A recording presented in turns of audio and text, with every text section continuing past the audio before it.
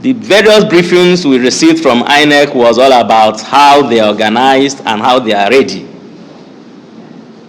But on the day of the election, all of us here witnessed the drama that was contrary to what the briefing was before the day of the election. Yes, my people, as the hot, it don't happen. INEC, shame on you. Yakubu Mahmoud, shame on you. People travel from different parts of the world just to participate in the presidential election. Now you can't deprive them of their rights. They vote and you can't allocate their vote to another presidential candidate which they don't vote for. Man, not talk too much. It's either Peter Obi or nobody. They don't make it clear. It's either you redo an election again because this result, they say they don't go take out. People in diaspora, they don't do meeting, say poor conduct of INEC, say they don't want her, say me they redo the election again, or may they give the rightful person the winner. Please just hit this like button, share this video and comment your opinion if you watch and finish at the verse. My name is Dr. Kingsman Obinna Chikelu. As we witnessed a few days ago, as organized by INEC, was not free and fair to the standard that we expected. One, on invitation, we had several briefings by INEC. I want to stand to say most of us to leave our different job activities and families in the diaspora to respect this noble cause in Nigeria. As for observing this election, we are not here to joke. The various briefings we received from INEC was all about how they are organized and how they are ready.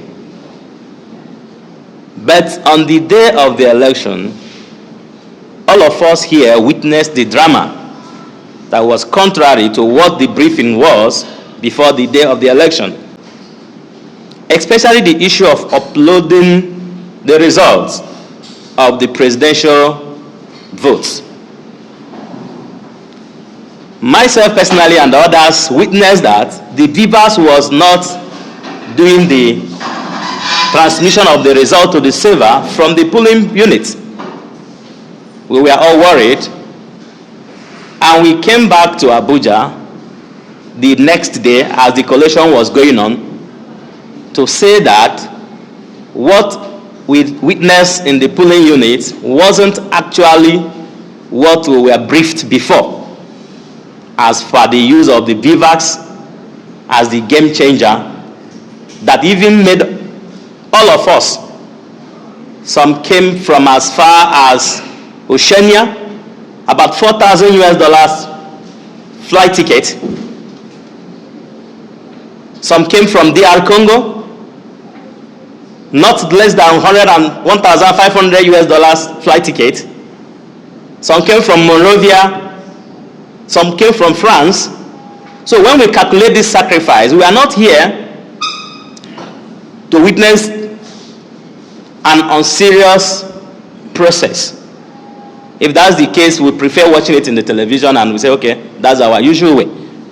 But the call for getting it right was issued months before the day. And that is what motivated us to come. And as we witnessed what was going on, sincerely speaking, majority of us rushed back to Abuja to lay this complaint, even as the collation was going on, and nobody was ready to look into that. So that's why we made our stand, and today reinforcing our stand, the stand of NIDO worldwide, as we are reinforcing, is that this election is not free and fair. Secondly,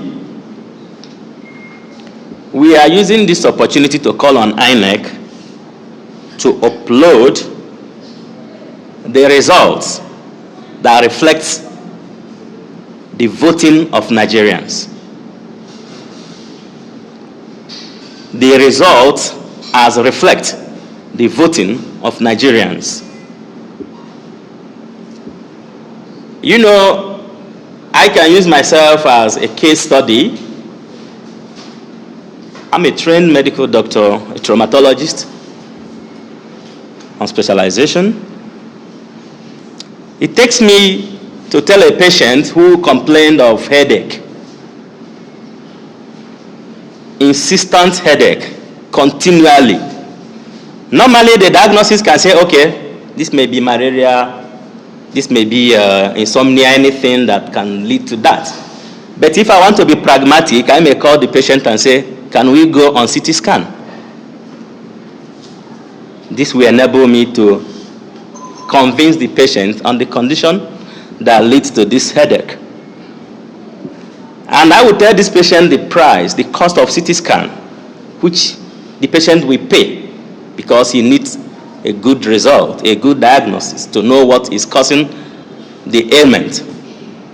Take it for example that after the patient agree and pay such huge sum of CT scan, I, his doctor, still go back on manual examination and telling him, well, let's go straight on your medication on the same hypothesis of it may be this, it may be that.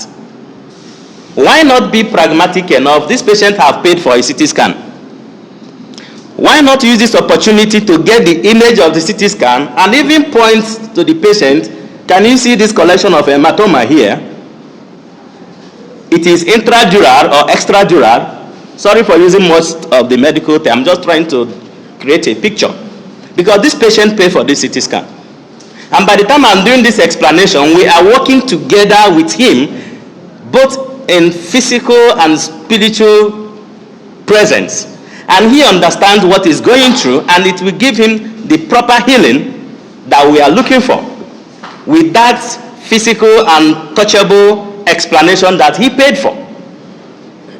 So I don't know why Nigerians will call for a budget of taxpayers' money to improve on a system of technology today, as we know we're in the jet age, and that after paying that, we still see the same umpire coming with paper, bic, and biro, collating result and announcing it. To me, it's an insult, because you can't guarantee the proper treatment that you promised the patient. So on that note, we come to the second point on this press briefing to say it clearly. As civilized citizens of Nigeria living in the diaspora, we have trust in our judicial system. We have trust. And we are using this opportunity to extend our demand again for the second time to the judiciary that they should not disappoint us and the entire Nigerians. They should say the law the way it is. As it stands, we all know that that is the last hope of the common man. That the last hope of the common man be as it is. That's the third demand.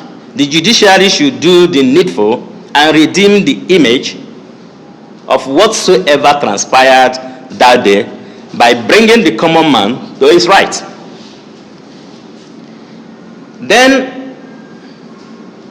we are also calling for calm, because since after the election, we in the leadership of Nigerians in diaspora have received a lot of calls, and it is not funny. We are calling for calm in different chapters of Nigerians' leadership in the diaspora. The Student Union in the diaspora, the Traders Union, the professional unions, the Ohaneze Ndigbo in the diaspora, the Odua group in the diaspora, the Ariwa group in the diaspora. We know our structures, and we are using this opportunity to call for calm. Let's not jump the gun. Let's give the judiciary this opportunity to do the needful. And finally, I want to say a little word in French. because I noticed a lot of congratulatory messages coming from the foreign governments. These are the people who are telling us that we're not doing it right. And when we are saying that we need to sort things, they are the people to jump the gun and say congratulations. It's a double standard. I want to use this opportunity to address particularly on the French president. Il faut toujours connaître la vérité de la une. Les élections au Nigeria, ce n'était pas dans la droiture des élections comme prévu. Il faut rester dans la vérité de la une. L'élection, ce n'est pas bon. Cette élection, ce n'est pas bon. So that is it.